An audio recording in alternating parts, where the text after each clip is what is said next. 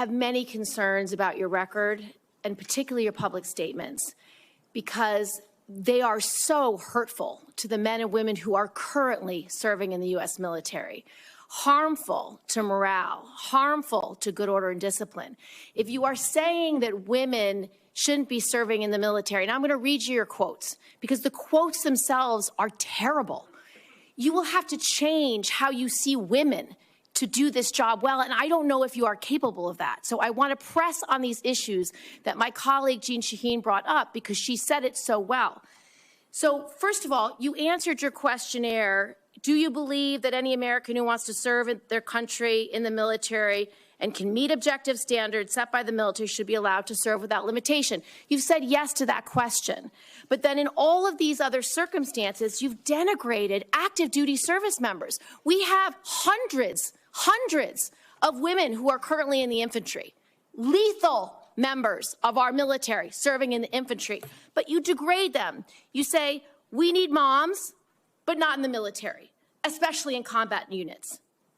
So specific to Senator Cotton's question, because Senator Cotton was giving you layups to differentiate between different types of combat, and specifically, as Secretary, would you take any action to reinstitute the combat arms exclusion for female service members, knowing full well you have hundreds of women doing that job right now? And the standards, your 2 mile run, Tom, is about the Army Combat Fitness Test. It is not the requirements to have an MOS 11 Bravo, which is the infantry. These are the requirements today for people serving in the industry, men and women. They are gender neutral, and they are very difficult to meet. They have not been reduced in any way, and our combat units, our infantry is lethal. So please explain specifically, because you will be in charge of 3 million personnel. It is a big job.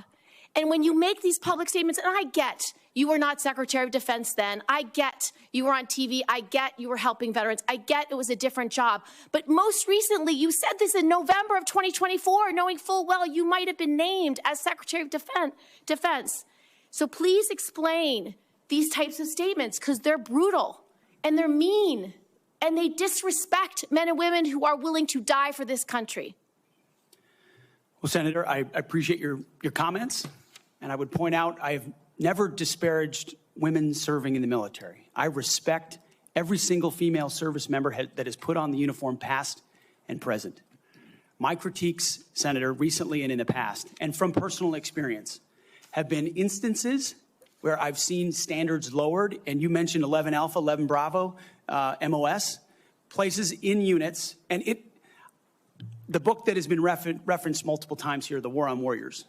I spent months talking to active duty service members, men and women, low ranks, high ranks, combat arms and not combat arms. And what each and every one of them told me, and which personal instances have shown me, is that in ways direct, indirect, overt, and subtle, standards have been changed inside infantry training units, ranger school, infantry battalions, to ensure that Give me one example. Please give me an example. I get you're making these generalized statements. Commanders meet quotas to have a certain number of female infantry officers or infantry enlisted, and that disparages those women who are incredibly capable of meeting that standard. Infantry. Commanders do not have to have a quota for women in the infantry. That does not exist. It does not exist. And your statements are creating the impression that these exist, because they do not. There are not quotas. We want the most lethal force. But I'm telling you, having been here for 15 years, listening to testimony about men and women in combat and the type of operations that were successful in Afghanistan and in Iraq, women were essential for many of those units. When Ranger units went in to find where the terrorists hiding in Afghanistan or in Iraq, if they had a woman in the unit, they could go in, talk to the women in a village, say, where are the terrorists hiding? Where are the weapons hiding? And get crucial information to make sure that we can win that battle. So you cannot denigrate women in general, and your statements do that. We don't want women in the military, especially in combat.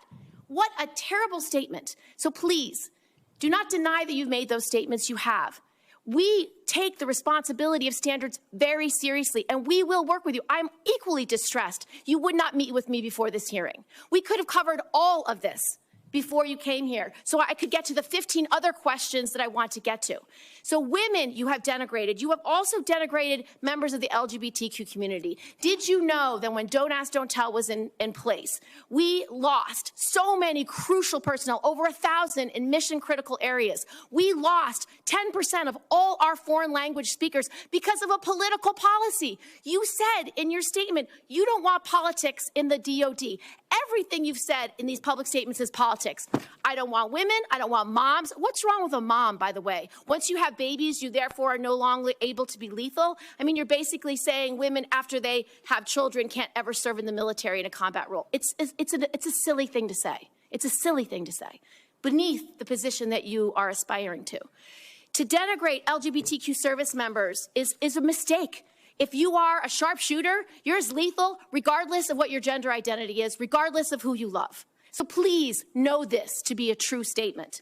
So you say it was a political thing. You say it undermined us, social engineering. I don't know why someone having to publicly say or not publicly say who they love is social engineering. I think having that policy in the first place was highly problematic. And as you said in your statement, do you agree anybody should be able to serve in the military if they meet the standards? Senator, as the president has stated, I don't disagree with the overturn of Don't Ask, Don't Tell. Great, because I don't want you thinking, can't serve if you're a mom, can't serve if you're LGBTQ, and then last, can't serve if you're a leftist. The statements you said about people who have views differently than you, that we're the enemy, are you saying that 50% of the DOD, if they hold liberal views or leftist views or are Democrats, are not welcome in the military? Are you saying that? Senator, I volunteered to deploy to Afghanistan under Democrat President Barack Obama. I also volunteered to guard the inauguration of Joe Biden, but was denied the opportunity to serve because I was identified as an extremist by my own unit for a Christian tattoo.